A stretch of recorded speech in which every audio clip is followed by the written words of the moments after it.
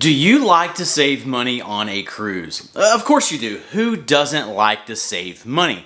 Well, in this video, we're going to share with you 4 different ways that we have learned that you can save money when booking that cruise cabin, and it's all coming up.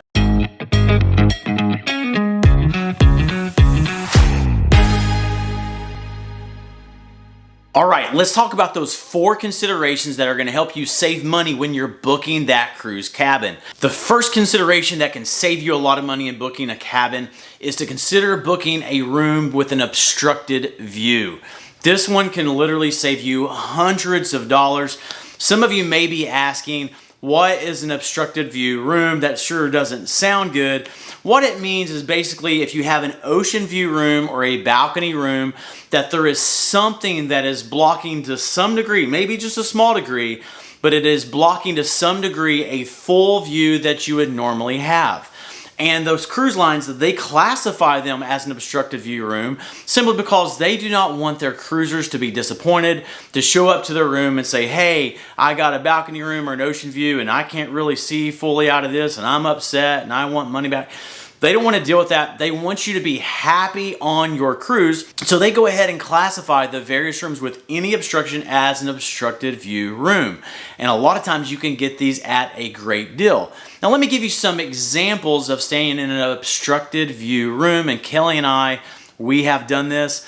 One thing would be, for example, if maybe you're midship on the same level where there is the lifeboats and maybe something is blocked by a lifeboat to some degree, or maybe there's a whirlpool that is somehow, or a piece of equipment that is somehow blocking a portion of the view. Other ships Kelly and I have stayed on, we have stayed in rooms where there is a passageway between us and the edge of the ship, so you can't really get a really full view out into the ocean, and so that is classified as an obstructed view. So what are the benefits of getting an obstructed view room? Well, one is the saving of money, but you can really do that in 2 ways. One is if you're planning to book an ocean view or a balcony cabin, you can get those at a reduced price. A little bit of a reduced view, but you get it at a reduced price. But the other way is it is a great way to save money by getting an upgrade. For example, Kelly and I, we sell interior cabin and ocean views a lot. That is primarily what we sell because we sell to get the bargain and enjoy the cruise, and we don't spend a lot of time in our cabin anyway. But it is really nice for us to be able to go from the interior to that ocean view, and the obstructed view, sometimes that cabin of an ocean view can be at a similar price to what you get with an interior room. But it still allows you to be able to see what does the outside look like. Is it sunny out today? Is it morning time? To be woke up by the sunrise coming up. And sometimes, once again, that obstruction is just very small and it's not that different than all the other ocean views. Same idea with the upgrade could be considered when going from an ocean view to a balcony room. The bottom line is you save a lot of money. The next question you may have is, how do you find an obstructed view cabin? Well, there's a couple ways. One would be you could get the deck plans for the ship there online. And look, you'll have to look very carefully, but they have the little legends there, and most of the time, most cruise lines will have those marked in some way, so you can see which ones they are, and a lot of times you'll find those at that better rate. Another way is just to tell your travel advisor, if you use one, that you're open to that. That's something you're willing to consider if it gets you a better price, and have them look into that for you. And just a reminder, the travel advisors, if you use one, it doesn't cost you more money to use one.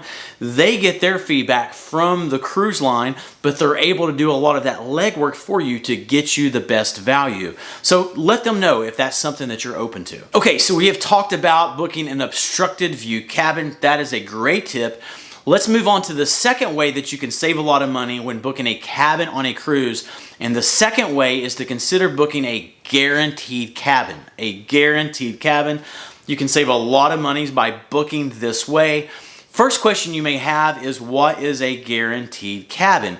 It basically means that you want to book at a certain level or category of room, but you don't care where it's located at. Now, most of the time when people book, they book the exact cabin that they want. They pick the level that it's on, the type of cabin that it is, interior, ocean view, balcony. They pick all of that all the way down to the exact room number because maybe they don't want to be close to the elevators or they want to be on the back of the ship. They select that. When you book a guaranteed cabin, you're basically saying, I want to be at least at a certain category. I want an ocean view, no interior. I want at least an ocean view, but you can stick me wherever you want. Whatever level, you can send me to the front, to the back, midship, I don't care.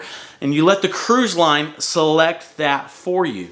And what they do, a lot of times they give you a better rate because you have that flexibility. Now, booking a guaranteed cabin is one of the best ways to regularly get a discount when you're booking your cruise cabin. Now, there are upsides and downsides to booking a guaranteed cabin depending on your point of view. So I want to share both of those with you. Let's talk about the upsides first. There's several upsides. One is you save money. We've mentioned that. That's really sort of the whole genre of this video. So you save money, and we love saving money. The second thing, though, is you a lot of times will get a really good upgrade, right? You want a guaranteed ocean view cabin, but maybe the ocean views begin to fill up, but there's some balconies left. A lot of times you can end up in a balcony room when you're still at that ocean view guaranteed price. So a free upgrade, we'll take that, right? And that's a key thing to remember. With a guaranteed room, they can move you up levels, categories of cabins, but they can't move you down. You're guaranteed at that level. Another benefit from mine and Kelly's perspective with the guaranteed cabin is that we have never stayed in one that we have been disappointed with. We've never been on a cruise that we were disappointed with. Now, maybe we're just easy to please, and some people are. You're just going to be satisfied. You're not that picky about things. Well, if you're like that, this is a great option for you and a way to save money. But that brings us then to the possible downsides with the guaranteed cabin as well. The downsides are going to come very much into play if you are a person who has a certain type of room that you love or hate. If you hate, for example, being close to the elevators, then that's going to be terrible for you, right? Or if you want to be close to the elevators because you want to be able to travel quickly throughout the ship, then you may not end up close because you don't know where your location is going to be at. Another way it could be a bad option for you to select a guaranteed cabin would be if there are certain things that would make your cruise experience absolutely horrible. For example, if you're like, don't want to be anywhere near maybe a kid's zone on a ship, then you don't want a guaranteed cabin because you may just end up there. If the thought of being below the main theater is a really rough ideal for you, don't get a guaranteed cabin because you can't guarantee that's not where you'll end up. Another downside of booking a guaranteed cabin would be if you're selling with a group. Right? If you're with a group and you do the guaranteed cabin thing, you may end up on far separate sides of the ship. Now that can be cool if you got balcony rooms on the far side. Maybe you got sunrise hitting one and sunset hitting the other. You can just go over and room to room. That can be a good thing. But if you want to be able to be close and not separated like that, then it's something you need to consider, and the guaranteed cabin option may be a downside. So booking a guaranteed cabin is one of the absolute best ways to save money when booking a cabin on your cruise, as long as, key statement, you're flexible with where your room is located. So then the next question may be, how do you go about finding these guaranteed cabins? Well, once again, there's two ways. One is if you use a travel advisor, just let them know that that's something that you're open to, if there's value available with that. And then the other is if you're checking out by yourself and booking by yourself online. I want to make a key little disclaimer here. Not every cruise line has these guaranteed cabin options. Not everyone offers them at a discount, but some do. So when you're going through that process of selecting your room on your own, what you'll see is something to the effect of two boxes when you're going through there. One is, I will pick my own cabin, my own room, and the other is, I will let you decide. It doesn't matter to you. And you'll select one of those two, and there's pricing differences sometimes that are different between what you select there. So that's how you would go about selecting a guaranteed cabin. So booking a guaranteed cabin is a great way to save money, but let's get into the third way that you can save money when booking a cabin on a cruise, and that is number 3, research cabin upgrade options. Research cabin upgrade options. And the best way for me to go about explaining this one is just to give some examples.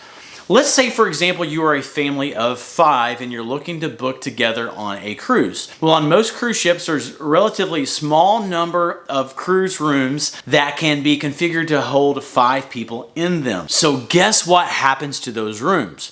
The price then goes up, up, up. It really comes down to simple economics. It is supply and demand. That price can go up, and what a lot of people will do At those times, they'll say, well, hey, I guess it's too expensive to cruise right now. They'll back away and they won't consider other options. But what that really means is that type of room has become rare and the prices went up. And the reality may be, you may be able to find 2 rooms that are adjoining, that getting too... Do you ever have a hard time talking? I am having one of those days. Take number 5076. What I'm trying to say is that sometimes you can look and find 2 rooms that are adjoining and get it for about the same price as you do getting that 1 room that holds 5 people. That wasn't that hard, but I made it real hard. Another example would be if you're planning to get an ocean view room and you're about to book that. Well, hey, go ahead and pause and take a look at a balcony room. Again, if the balconies aren't booking up very quick and the ocean views are about all booked up, you may actually find a great deal on a balcony room.